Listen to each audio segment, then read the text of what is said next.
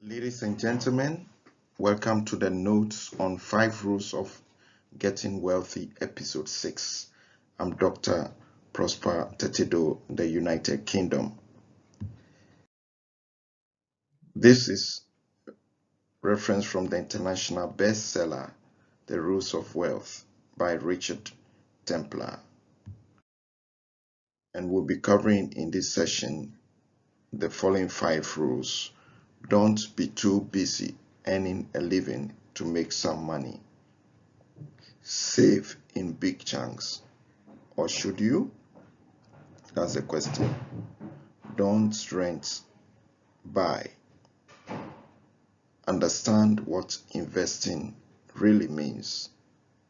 And finally, build a bit of capital.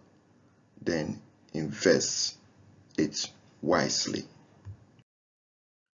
Now, the first is don't be too busy earning a living to make some money.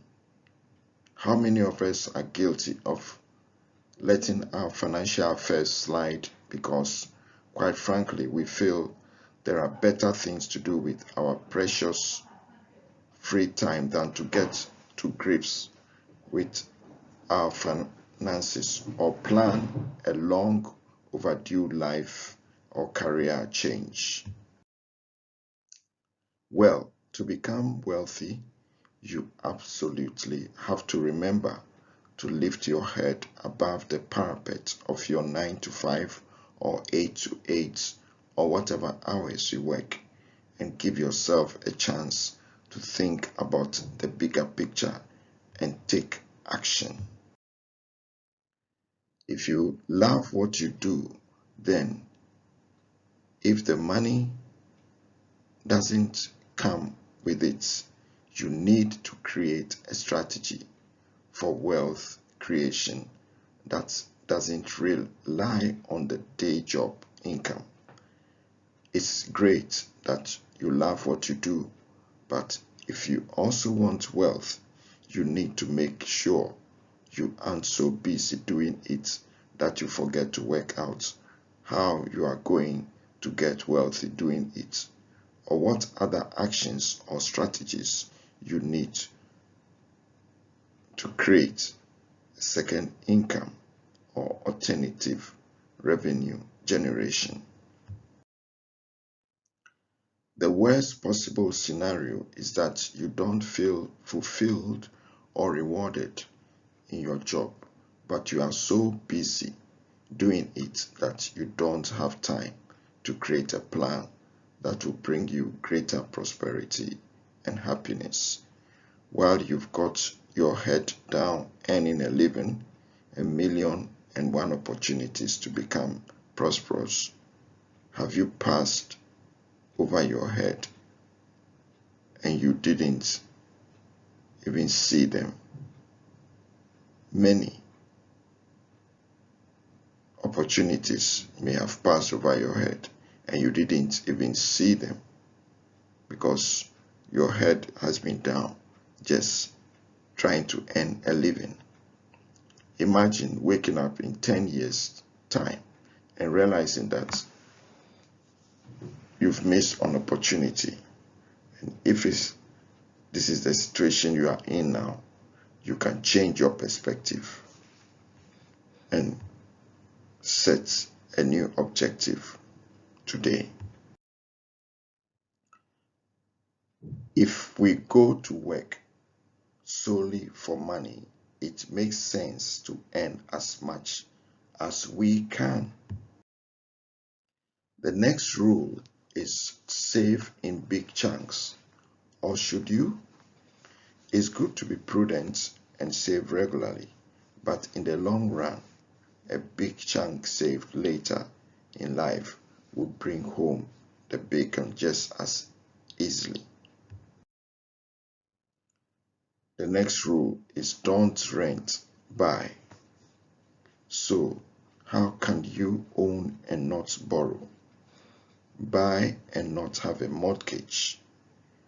What you are banking on is that the value of your home will, in the longer term, go up, and therefore you have invested whatever deposit you put down, and your mortgage money is an investment. So really, ideally, buy cheap and sell for a lot more. You then have a choice. You can invest the profits in the next property without borrowing any more, and in doing so, you decrease the mortgage each time. Eventually, you own outright without mortgage payments, and you have somewhere to live and don't have to pay for it at all anymore. Sometimes some people decide to buy very luxurious and expensive property that they want to live in. That's fine, but that is not wealth generation, but it may be what they want to use their wealth for, and that is fine. Understand also what investing really means. Many investments have a twofold purpose. They generate income and they increase in value. In other words, if you invest a lump sum, this is known as capital. You get regular small amount payments of some kind, and the actual value of the capital itself increases. That is, the lump sum gets bigger. For example, you invest in buying a house and you rent it out, buy to let, and then you collect rent every month, and as the years go on, the property itself also value is added to it. It appreciates. So at the end of several years, you get both the rents and the property also value increases. But when you just rent a property without buying it, you are sure that your rent will never get back to you. So it's better to buy than to rent property. Next example. Remember that investments of any sort also are a form of gambling, no matter which way you look at it, and that you can lose. If you don't believe it, ask lawyers. On the other hand, investing in a broad range of low-risk investments can still give net returns worth having. So diversification is important. Build a capital in bits. Build a bit of capital, then invest it wisely. The rich see a sudden windfall as an opportunity to make some money out of it. The not so well off remain not so well off as they see it as an opportunity to have some fun. Nothing wrong with that if that's what you want in life, instant pleasure. But if you want greater wealth and pleasure, albeit delayed, then you must learn, as I did, that once you get your hands on a lump sum or build it up, you must immediately put it to good use. Frankly, the only good use is as a starter kit to your prosperity by investing it. So as the saying goes, pay now and play later. And the way you start is to put something aside each week to build up that lump sum. Once you have something built up, think about where that money is going to generate you more money and get it invested.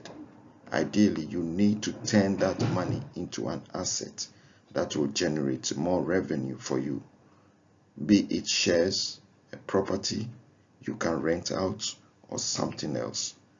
Wealth happens slowly over a period of time when you turn surplus cash into something that will work for you. And remember, no one will put anything into an empty heart. That is illustration from a beggar.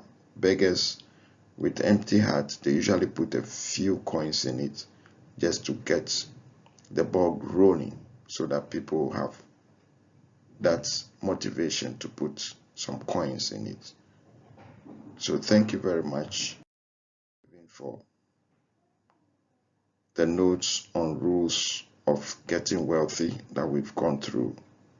And I hope that you'll be able to click on the subscribe button so you receive future presentations like this. I wish you all the best in your business ventures.